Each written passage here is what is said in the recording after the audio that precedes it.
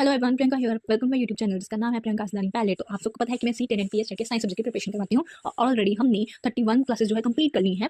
तो अगर आपको इन पहली वाली क्लासेस में कोई भी डाउट है तो आप मुझे कमेंट करके पूछ सकते हैं। और हमने लास्ट वाली क्लास में चैप्टर 11 शुरू किया था, अब उसका पार्ट 2 करेंगे, मतलब उसके आगे करेंगे। तो चलिए शुरू करते हैं आज की class number 32 chapter 11 part 2। Chapter है understanding and appreciating science. So guys, हमने लास्ट क्लास में कैरेक्टरिस्टिक्स ऑफ साइंस किए थे, तो आज हम करेंगे साइंस के फेसेट्स। Facets mean aspect. सबसे पहला है कि साइंस जो है बॉडी ऑफ नॉलेज और एक प्रोसेस दोनों है, कि एक तरह से नॉलेज की एक बॉडी है जो हमें नॉलेज प्रोवाइड करती है, बट कई बार इसको हम एक कलेक्शन ऑफ आइसोलेटेड फैक्ट्स मान लेते हैं जो हमारी बुक में दिए होते हैं, बट एक्चुअल में नहीं है, ऐसा नहीं है। एक तरह से ये प्रोसेस है जो हमें डिस्कवर करने में, जो नेचुरल वर्ल्ड के साथ जोड़ने में हेल्प करता है, उसको अंडरस्टैंड करने में हेल्प करता है। नेक्स्ट है साइंस इज एक्साइटिंग। ये जब हम डिस्कवर करते हैं, ये एक्साइटेड चीजें हमें मिलाता है, हमें यूनिवर्स से जोड़ता है कि हम चीजें कैसे वर्क कर रही है। नेक्स्ट है साइंस यूजफुल है। जो नॉलेज साइंस से मिलती है वो पावरफुल है, रिलायबल है। ये हमें बताती है, टेक्नोलॉजी को डेवलप करती है और हमें डिसीजेस को कैसे ट्रीट करना है वो बताती है, और कोई भी प्रॉब्लम को कैसे डील करना है वो बताती है।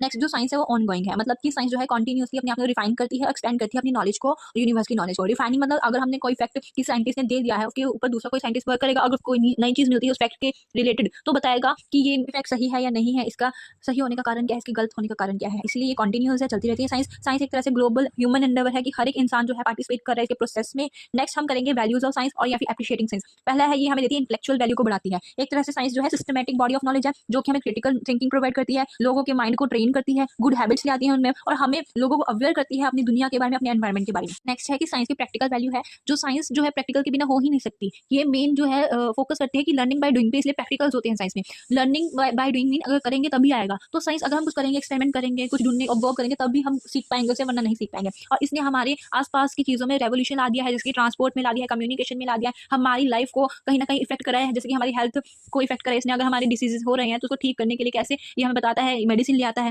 नेक्स्ट है कल्चरल वैल्यू, की साइंस ने कल्चरल वैल्यू भी है। ये हमें बताता है कि एक तरह से ये साइंस भी एसेंशियल पार्ट है कल्चर का।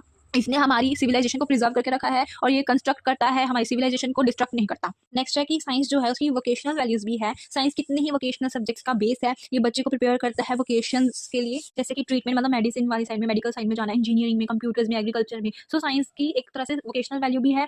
नेक्स्ट साइंस की मॉरल वैल्यूज है कि साइंस जो है सच्चाई को ढूंढने में हेल्प करती है एक इंसान को। साइंस खुद भी सच्चाई और रीजनिंग के ऊपर डिपेंड है, उसकी सारी नॉलेज जो सच्चाई के ऊपर निर्धारित है। हर एक साइंटिस्ट जो है वो सच ढूंढने में लगा हुआ है, और आज के टाइम पे ये कोई भी वेस्ट नहीं है, वेस्ट वैल्यू नहीं है, मॉरल वैल्यू है। एस्थेटिक वैल्यू नेक्स्ट है कि जो साइंस एक तरह से अकॉर्डिंग टू कीट्स क्या है कि ट्रुथ इज अ ब्यूटी, सच्चाई एक तरह से ब्यूटी है, नेचर की है। और अगर साइंटिस्ट कोई भी एक, उसको बहुत खुशी मिलती है अगर वो किसी चीज़ को अनकोड कर देता है, कोई भी नेचुरल फिनोमेना को अगर उसको समझ में आ जाता है, उसको अंडरस्टैंड आ जाता है। एक तरह से साइंस क्या है, आर्ट है, और हर एक साइंटिस्ट जो है आर्टिस्ट है, और जो ब्यूटी है वो कंक्रीट है एक साइंटिस्ट की, कि इसके लिए वो बहुत ही खुश होता है। और रीजनिंग एंड लिटरेचर के ऊपर डिपेंड करती है साइंस।